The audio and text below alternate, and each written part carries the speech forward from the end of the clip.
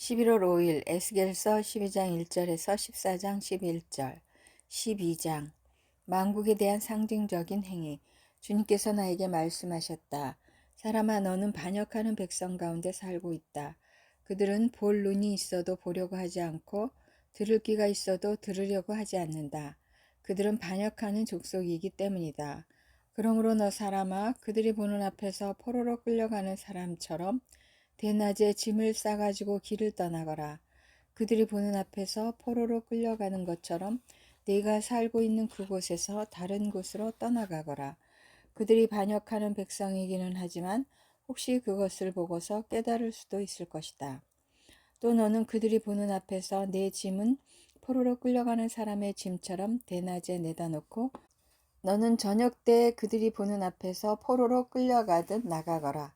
너는 그들이 보는 앞에서 성벽에 구멍을 뚫고 내 짐을 그곳으로 내다 놓아라. 너는 그들이 보는 앞에서 어깨에 짐을 메고 어두울 때 나가거라. 너는 얼굴을 가리고 다시는 더 그 땅을 보지 말아라. 내가 너를 이스라엘 백성에게 주는 징조로 삼았기 때문이다. 그래서 나는 명을 받은 그대로 하였다. 내 짐을 포로로 끌려가는 사람의 짐처럼 대낮에 내다 놓았다. 그리고 저녁 때에 손으로 성벽에 구멍을 뚫고 어두울 때 나가서 그들이 보는 앞에서 어깨에 짐을 메었다. 이튿날 아침에 주님께서 나에게 말씀하셨다. 사람아, 저 반역하는 족속 이스라엘 족속이 네가 지금 무슨 일을 하고 있느냐 하고 너에게 묻지 않았느냐? 너는 그들에게 이르기를 주 하나님께서 이렇게 말씀하신다. 이 짐은 예루살렘에서 다스리는 왕과 그 도성 가운데 사는 이스라엘 족속 전체에 대한 징조다 하여라. 너는 또 그들에게 내가 그들의 징조라고 네가 하는 것과 똑같은 일을 그들이 하게 될 것이라고 그들이 추방되어 이렇게 짐을 메고 포로로 끌려갈 것이라고 왕도 그들과 함께 어깨에 짐을 메고 어두울 때 성 바깥으로 나가게 될 것이라고 사람들이 성벽에 구멍을 뚫고 짐을 내다 놓을 것이며 왕은 눈으로 그 땅을 안 보려고 얼굴을 가릴 것이라고 말하여라. 내가 그물을 쳐서 왕을 망으로 올가 그를 바빌로니아 백성의 땅 바빌론으로 끌어가겠다. 그러나 그는 거기에서 그 땅도 못 보고 죽을 것이다. 내가 왕의 경호원과 경호부대를 다 사방으로 흩어버리고 뒤에서 내가 칼을 빼어들고 쫓아가겠다. 내가 그들을 이방 사람들 가운데로 흩어지게 하며 모든 나라 가운데로 쫓아버릴 그때에야 그들이 비로소 내가 주인 줄을 알게 될 것이다. 그러나 나는 그들 가운데서 몇 사람을 남겨서 전쟁과 굶주림과 전염병으로 죽지 않게 하고 그들이 이루는 이방 사람들 가운데서 자기들이 전에 저지른 역겨운 일을 모두 자백하게 할 것이다. 그때야 비로소 그들이 내가 주인 줄 알 것이다. 떨면서 먹고 마시는 상징 행위. 주님께서 나에게 말씀하셨다. 사람아, 너는 떨면서 내 음식을 먹고 두려움과 근심에 쌓여 물을 마셔라. 그리고 너는 이 땅 백성에게 말하여라. 나 주 하나님이 예루살렘과 이스라엘 땅의 주민이 당하게 될 일을 말한다. 그들이 근심에 쌓여 음식을 먹고 놀라움에 쌓여 물을 마실 것이다. 이 땅의 모든 주민이 저지른 폭행 때문에 이 땅의 풍요가 다 사라지고 황폐하게 될 것이기 때문이다. 사람들이 거주하던 성읍도 적막해지고 땅은 황무지가 되어버릴 것이다. 그때야 비로소 그들이 내가 주인 줄 알 것이다. 속담과 예언. 주님께서 나에게 말씀하셨다.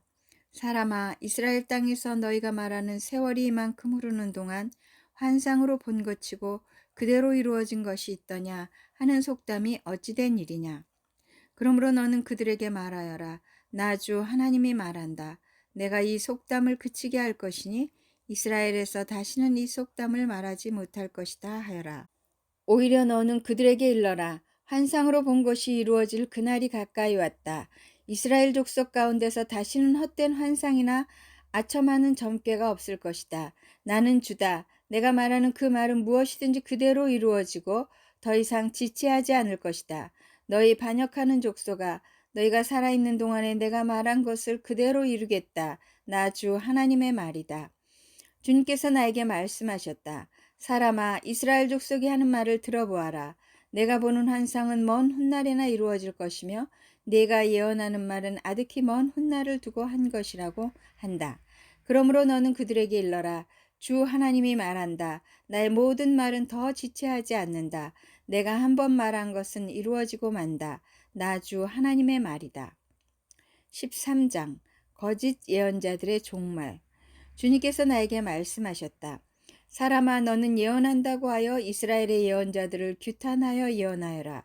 자기들의 마음대로 예언하는 사람들에게 나 주가 하는 말을 들으라고 하여라. 나 주 하나님이 말한다. 내가 보여준 환상을 보지도 못하고 저희들의 생각을 따라서 예언하는 어리석은 예언자들에게 화가 있을 것이다. 이스라엘아, 너희 예언자들은 폐허 더미에 있는 여우와 같다.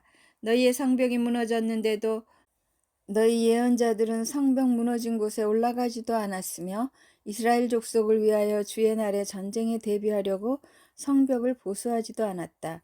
그들은 헛된 환상을 보고 속이는 점괘를 보며 내가 그들을 보내지도 않았는데 내가 일러준 말이라고 하면서 예언을 하고 또 그 말이 이루어지기를 기다리고 있다.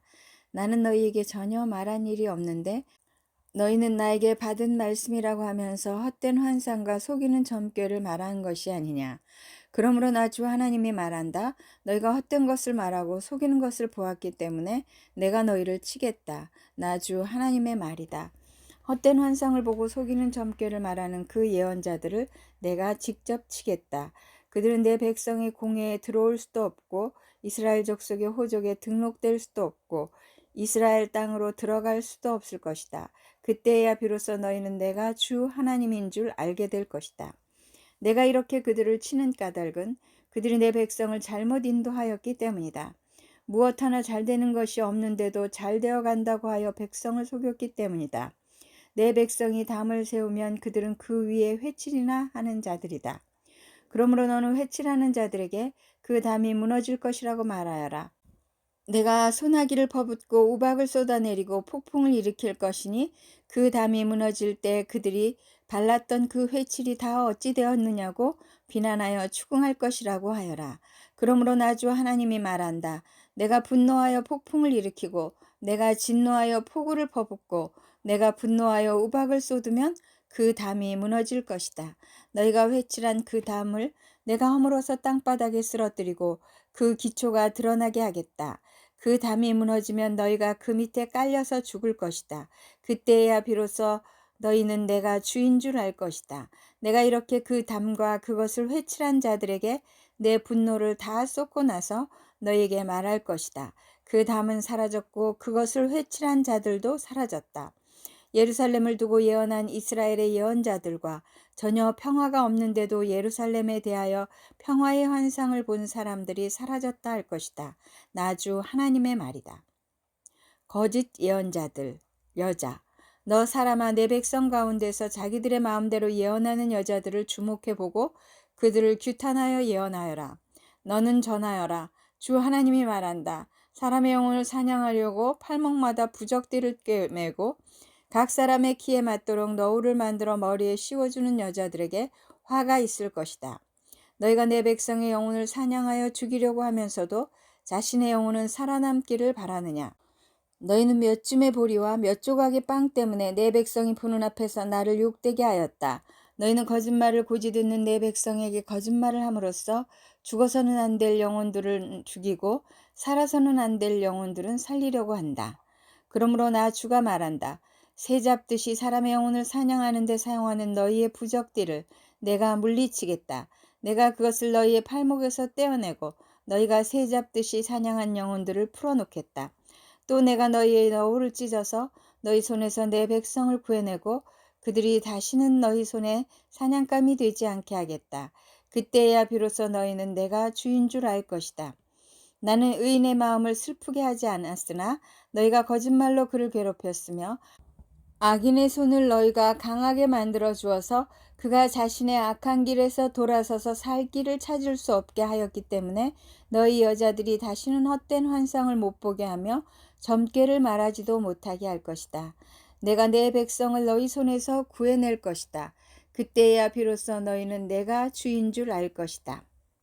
14장 하나님께서 우상 숭배를 심판하시다. 이스라엘의 장로들 가운데서 몇 사람이 내게로 와서 내 앞에 앉았다. 그때 주님께서 나에게 말씀하셨다. 사람아, 이들은 여러 우상을 마음으로 떠받드는 사람들이며 걸려 넘어져서 죄를 짓게 하는 올가미를 자기들 앞에 둔 사람들인데 내가 과연 이런 사람들에게 질문을 받을 수가 있겠느냐? 그러므로 네가 그들에게 말하고 그들에게 일러주어라. 나 주 하나님이 말한다. 이스라엘 족속 가운데서 누구든지 우상들을 마음으로 떠받들고 걸려 넘어져서 죄를 짓게 하는 그 올가미를 자기들 앞에 두고 예언자에게 오면 나 주가 직접 그 많은 우상에 걸맞게 그에게 답변하겠다. 이스라엘 족속이 모두 우상 때문에 나에게서 떠났으니 이제는 내가 직접 그들의 마음을 사로잡겠다 하여라. 그러므로 너는 이스라엘 족속에게 말하여라. 나 주 하나님이 말한다. 너희는 회개하여라. 너희의 우상들에게서 돌아서라. 너희의 모든 역겨운 것에서 얼굴을 돌려라. 이스라엘 족속 가운데서나 이스라엘에 머무는 외국 사람들 가운데서 누구든지 나를 떠나서 우상들을 마음으로 떠받들며 걸려 넘어져서 죄를 짓게 하는 올가미를 자기들 앞에 두고 예언자를 찾아와 나에게 물어본다면 나 주가 직접 그에게 답변하겠다. 내가 이 사람을 정면으로 보고 그를 징표와 속담거리로 만들며 마침내 나는 그를 내 백성 가운데서 끊어버릴 것이다. 그때야 비로소 너희는 내가 주인 줄 알 것이다. 그런데 예언자가 만약 꾀임에 빠져 어떤 말을 선포하면 나 주가 친히 그 예언자를 꾀임에 빠지도록 버려둘 것이다. 내가 내 손을 그에게 뻗쳐 그를 내 백성 이스라엘 가운데서 멸망시키겠다. 물어보는 사람의 죄나 예언자의 죄가 같기 때문에 그들이 저마다 자기의 죄값을 치를 것이다. 그래서 이스라엘 족속이 다시는 나를 떠나서 길을 잃지도 않고 다시는 온갖 죄악으로 더러워지지도 않게 하여 그들은 나의 백성이 되고 나는 그들의 하나님이 되게 하려는 것이다. 나 주 하나님의 말이다. 히브리서 7장 1절에서 17절. 7장 멜기세덱. 이 멜기세덱은 살렘 왕이요 지극히 높으신 하나님의 제사장이었습니다. 그는 아브라함이 여러 왕을 무찌르고 돌아올 때 그를 만나서 축복해 주었습니다. 아브라함은 모든 것의 10분의 1을 그에게 나누어 주었습니다. 첫째로 멜기세덱이란 이름은 정의의 왕이라는 뜻이요. 다음으로 그는 또한 살렘 왕인데 그것은 평화의 왕이라는 뜻입니다.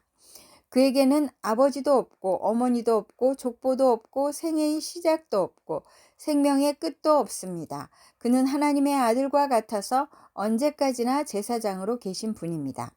멜기세덱이 얼마나 위대한가를 생각해 보십시오. 족장인 아브라함까지도 가장 좋은 전리품의 10분의 1을 그에게 바쳤습니다. 레위 자손 가운데서 제사장 직분을 맡는 사람들은 자기네 동족인 이스라엘 백성에게서 비록 그 백성도 아브라함의 자손이지만 율법을 따라 10분의 1을 받아들이라는 명령을 받았습니다. 그러나 멜기세덱은 그들의 족보에 들지도 않았지만 아브라함에게서 10분의 1을 받았고 하나님의 약속을 받은 그 사람을 축복해 주었습니다. 두말할 것 없이 축복은 아랫사람이 윗사람에게서 받는 법입니다. 한편에서는 죽을 수밖에 없는 사람들이 10분의 1을 받고 다른 한편에서는 살아계시다고 입증되시는 분이 그것을 받습니다. 말하자면 10분의 1을 받는 레위까지도 아브라함을 통해서 10분의 1을 바친 셈이 됩니다. 멜기세덱이 아브라함을 만났을 때에는 레위는 아직 자기 조상 아브라함의 허리 속에 있었으니 말입니다. 그런데 이 레위 계통이 제사장직과 관련하여 이스라엘 백성은 율법으로 지령을 받기는 하였습니다. 그러나 만일 그 제사직으로 완전한 것이 이루어질 수 있었다면 아론의 계통이 아닌 멜기세덱의 계통을 따른 다른 제사장이 생겨날 필요가 어디에 있겠습니까? 제사 직분에 변화가 생기면 율법에도 반드시 변화가 생기기 마련입니다. 이런 말이 가리키는 분은 레위 지파가 아닌 다른 지파에 속한 분입니다. 그 지파에 속한 사람으로서는 아무도 제단에 종사한 적이 없습니다. 우리 주님께서는 유다 지파에서 나신 것이 명백합니다. 그런데 모세는 제사장들에 관하여 말할 때 이 지파와 관련해서는 말한 것이 아무것도 없습니다. 멜기세덱과 같은 모양으로 다른 제사장이 생겨난 것을 보면 이 사실은 더욱더 명백합니다. 그는 제사장의 활동에 대해서 규정한 율법을 따라 제사장이 되신 것이 아니라 썩지 않는 생명의 능력을 따라 되셨습니다. 그를 두고서 말하기를 너는 멜기세덱의 계통을 따라서 영원히 제사장이다 한 증언이 있습니다. 시편 119편 153절에서 164절. 내가 주님의 법을 어기지 않았으니 내 고난을 보시고 나를 건져 주십시오. 내 변호인이 되셔서 나를 변호해 주시고 주님께서 약속하신 말씀대로 나를 살려 주십시오. 악인은 주님의 율례를 따르지 않으니 구원은 그들과는 거리가 멉니다. 주님은 긍휼이 많으신 분이시니 주님의 규례로 나를 살려 주십시오. 나를 핍박하는 자들과 나를 대적하는 자들이 많으나 나는 주님의 증거에서 떠나지 않았습니다. 주님의 말씀을 지키지 아니하는 저 배신자들을 보고 나는 참으로 역겨웠습니다. 주님의 법도를 따르기를 내가 얼마나 좋아하였는지를 살펴보아 주십시오. 주님의 인자하심을 따라 나를 살려 주십시오. 주님의 말씀은 모두 진리이며 주님의 의로운 규례들은 모두 영원합니다. 권력자는 이유 없이 나를 핍박하지만 내 마음이 두려워하는 것은 주님의 말씀뿐입니다. 많은 전리품을 들고 나오는 자들이 즐거워하듯이 나는 주님의 말씀을 즐거워합니다. 나는 거짓은 미워하고 싫어하지만 주님의 법은 사랑합니다. 주님의 공의로운 규례들을 생각하면서 내가 하루에도 7번씩 주님을 찬양합니다. 잠언 27장 3절. 돌도 무겁고 모래도 짐이 되지만 어리석은 사람이 성가시게 구는 것은 이 두 가지보다 더 무겁다.